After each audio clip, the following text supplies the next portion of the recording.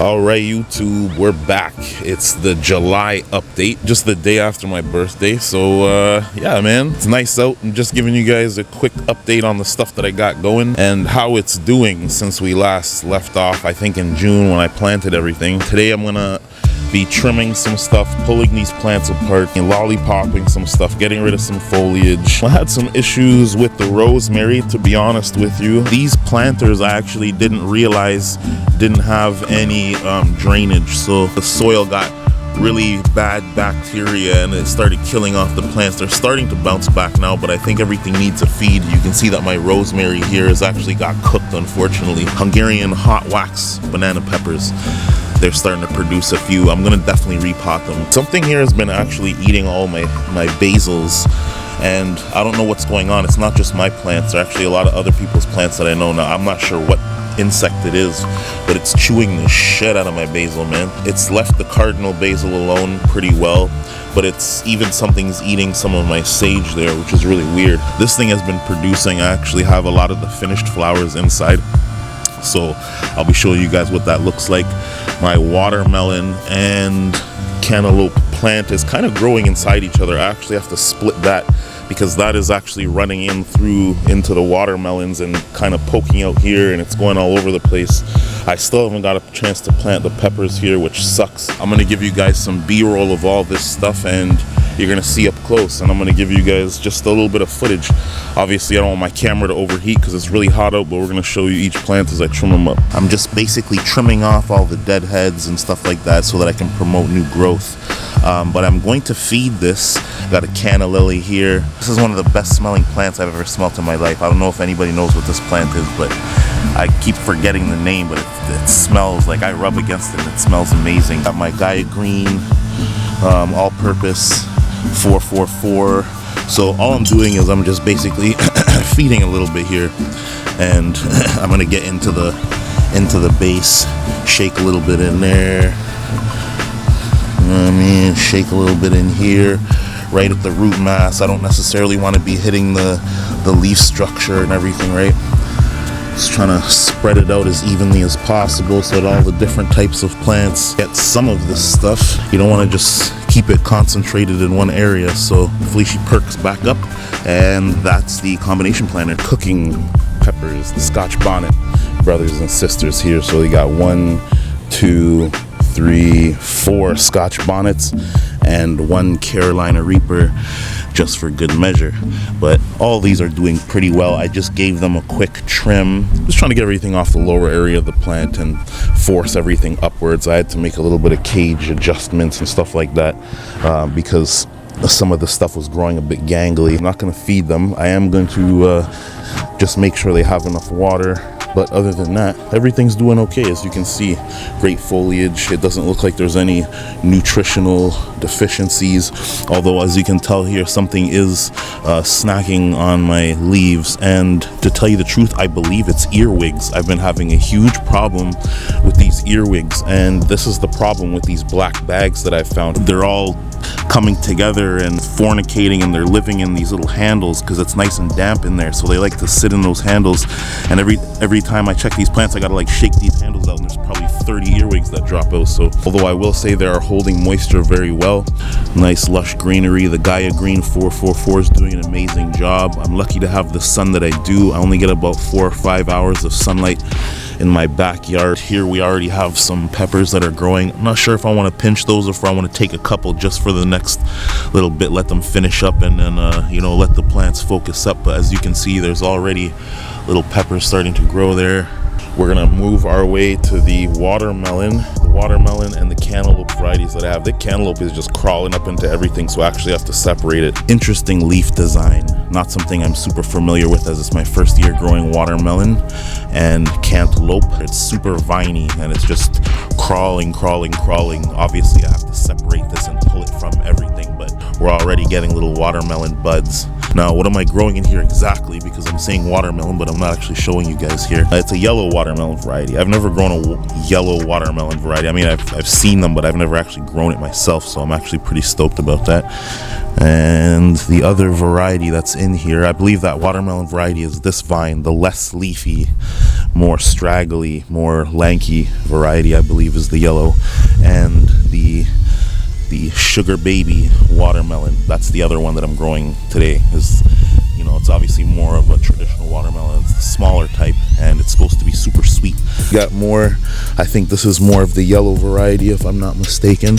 I'm not sure what happened to the tag. The tag should be in here somewhere, but I don't know. I might have, oh no, here we go. Never mind, it's not the same thing. I forgot. This is actually the Athena musk melon. Very cool, firm, sweet melons, small seed, and it's basically like a very condensed cantaloupe, and I've never actually grown that, so I'm actually pretty hyped about that one. Holy cow, this is an impressive vine right here. This thing was growing all the way up into my peppers, man. As you can see, these long feelers, they grab stuff and then they just wrap around it. You gotta watch for these. They'll strangle the shit out of your other plants. There's the Roma tomato plant. Obviously, I'm going to trim this bad boy up. Nice upward growth, not super bushy. A little bit of a light green. I need to do a feed, and the pot's a little bit dry because this thing has been one of the most vigorous growing plants that I've had so far, but very happy with the way this is growing so far. Can't wait to see if it produces for me. Got the hot pepper Jamaican hot chocolate variety. I haven't grown this before, but I'm excited to see how it tastes. Hopefully it's tasty because most Jamaican varieties are made for cooking. We're gonna see how it stacks up to my regular Scotch bonnet and see if it holds up. Oh yeah, nature at its finest. Take care of those earwigs, boys. Take care of them all. Alright, so some honorable mentions here. I finally got the Sugar Rush peach stripy pepper plant in very late. Obviously something's been eating the shit out of it, and I have its brothers and sisters here along with the Palmero peppers that I didn't get a chance to plant yet. I have some Malabar spinach, well, some red Malabar spinach here that needs to get planted as well. A lot of stuff that I didn't get to and I didn't have enough soil for. I got actual red bell, wonder peppers, the snackable mini pepper plant here, and some more red, orange, and yellow Palmero peppers. And I also have the bay leaf that I didn't get to plant, but they're still doing well. The bay leaf's still growing, so you know, something was actually eating that too. But we're gonna see if I can't get these maybe indoors. Maybe I'll be doing these indoors over the winter. Who knows how it goes. It depends on if I'm traveling. Found a new spot for my melon plants. I'm gonna let those run and kind of run down here and kind of trail off and see how they go. This is going to be a very long crinkled pepper. This is the type that you might see in the grocery stores that are meant for like stuffing. These are really good stuffing peppers. Bronze fennel, which has really taken off, in the same container I grew it in last year, right in the chicken shit container. But man, this whole plant it tastes like fennel right off the rip. The whole thing tastes like fennel, produces some amazing tasting seeds. So I'm really happy about how this is growing. As you can see, beautiful bronzish, reddish, brown, golden colors coming off of it. My blueberry plants, I have Blue Crop and Sweetheart growing from, this is the second year actually that I have them growing. This plant here is growing a little bit more vigorous, a little bit more bushy. Sweetheart plant. I like the way this is growing. I believe this is more of the commercial blueberry that you might find grocery store. I think this is a very common variety. This one had a much lower growth, but it already started producing its own blueberries, as you can see here. If they mature before the chipmunks get them, then they'll be very tasty. But you need this plant to be a few years old before anything really gets going. As you can see here, yeah, definitely rodents, so that's kind of why I have this one against the wall. Hopefully try to keep the blueberries out of reach here, but you know, once this thing gets a little bit taller, it'll be a bit more difficult for them to you know, crawl up into the plant or whatever. They're only really at around waist height right now. So the wax peppers, the Hungarians, and as you can see here, it's already producing some, you know, got a couple of peppers going here, nothing crazy, like, you know, they're just a little bit underdeveloped. The Reuben has been taking a little bit of an assault. I'm definitely going to be harvesting some of this and trimming up my thyme, my orange thyme, some more Genovese basil, as you can see there. has been getting eaten. Man, it's been a rough season. I think I'm going to transplant some of the stuff that I have in the XS box into this box that hasn't been doing so good. As you can see, all of my rosemary got cooked except for one of them. One of them's doing good. But yeah, man, you know me, I just do this to document what's going on. The curry plant is a very interesting plant, and it actually does smell very much like curry. I'm gonna have to look at some recipes to see what I can do with it. This is why I separated separate rosemary, in case, you know, that's what you do in case something happens to the planter, the whole thing doesn't die out, right? My barbecue and regular rosemary, and my purple sage, which is very interesting. Very nice color on that. Can't wait to grow that out and get more of it, because it's not often you get purple sage. And my cardinal basil. Surprisingly, the cardinal basil hasn't been getting eaten as much, but it's still very beautiful.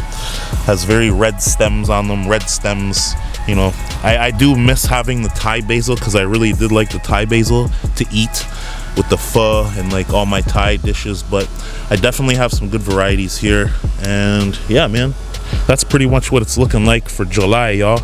I'm gonna continue to get my space in order, maybe give you some b-roll when it's all done, but it's coming together pretty nicely. I'm super happy, and I'm probably gonna get back to you guys in August, because I like to do a monthly update. I staked up some of the Palermo peppers, Palermo, I don't know, Palermo peppers, and yeah, man, I got the blueberries in a little bit more light, moved them away from the wall. I just made a decision anyways. It is what it is, man. The rodent's gonna get to it, they're gonna get to it.